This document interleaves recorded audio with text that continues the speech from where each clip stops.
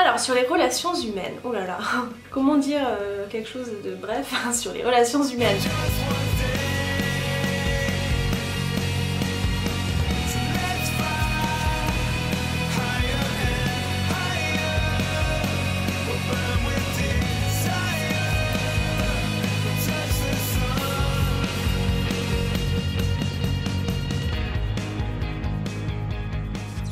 Quand même assez complexes. Elles sont complexes parce qu'elles sont infinies et en même temps elles sont très simples parce qu'au final entre les humains tout est une question d'amour et de haine forcément, mais parce que l'amour et la haine c'est deux opposés d'une même chose. Donc c'est à la fois simple et compliqué et je crois que ça résume bien l'être humain. Il est à la fois très simple et à la fois très compliqué et c'est ce qui fait qu'il est beau et ce qui fait que les relations humaines sont super belles. Enfin, par moments je désespère en la race humaine et puis un jour je vais voir un truc à la télé ou sur internet ou je vais lire quelque chose ou quelqu'un va me dire quelque chose ou faire quelque chose, un geste tout simple et ça va m'émerveiller, ça va m'émouvoir et voilà, pour moi c'est ça, les relations humaines, c'est une complexité qui peut être en même temps si simple et si belle. Apprenez à vous comprendre sans jugement, juste écouter et se mettre à la place des autres. Je pense que c'est la base pour réussir à avoir des relations saines, pouvoir avoir de l'empathie, se mettre à la place des autres, comprendre, sans jugement.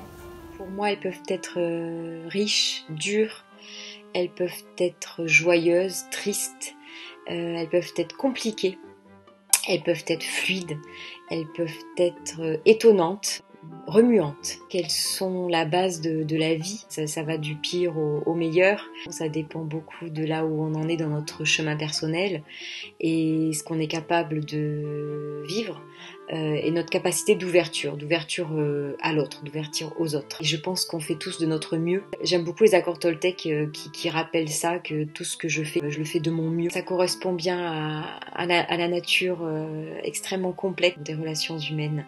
Faisons de notre mieux. Déjà, c'est important de se parler à la place de se crier dessus comme tatati tatata. Il faut arrêter de crier pour rien. Il faut plus se parler, se comprendre, essayer de comprendre l'autre, qu'est-ce qu'il ressent, pourquoi il est comme ça. Il y en a qui crient et ils se demandent pas pourquoi l'autre il pleure ou il est triste. Ils se posent pas toutes ces questions-là. Du coup, c'est important de se dire que les autres aussi, ils ont une parole importante, qu'on fasse attention à ça. Voilà. Il faut savoir être vrai dans cette relation humaine, savoir être authentique dans notre relation humaine, notre relation avec l'autre. Il y a des gens avec qui on s'accorde et d'autres avec qui on ne s'accordera pas. Et la relation humaine, elle doit rester juste et honnête. Soit on échange, on interagit depuis notre mental, notre ego, nos peurs, nos jugements, nos critiques, nos attentes. Soit on les vit avec notre cœur, de cœur à cœur.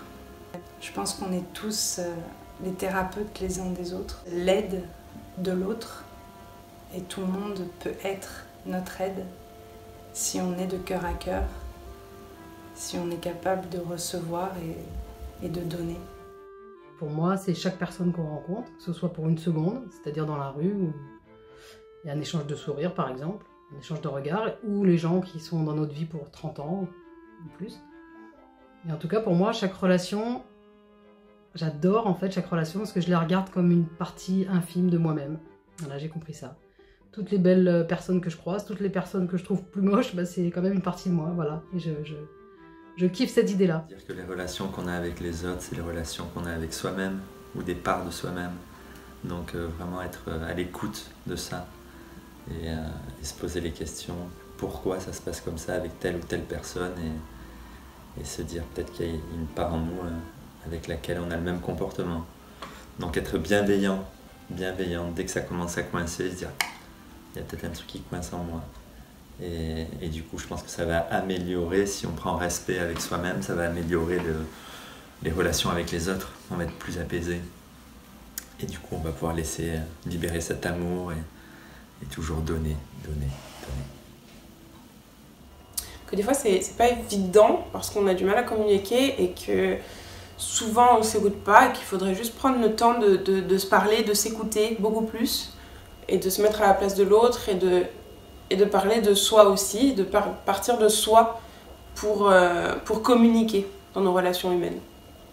Aimons-nous, oui, mais aimons-nous pas au pied d'un arbre en posture de lotus, aimons-nous dans la relation humaine, aimons-nous dans l'échange, dans la confrontation des idées et dans la résolution de nos différences.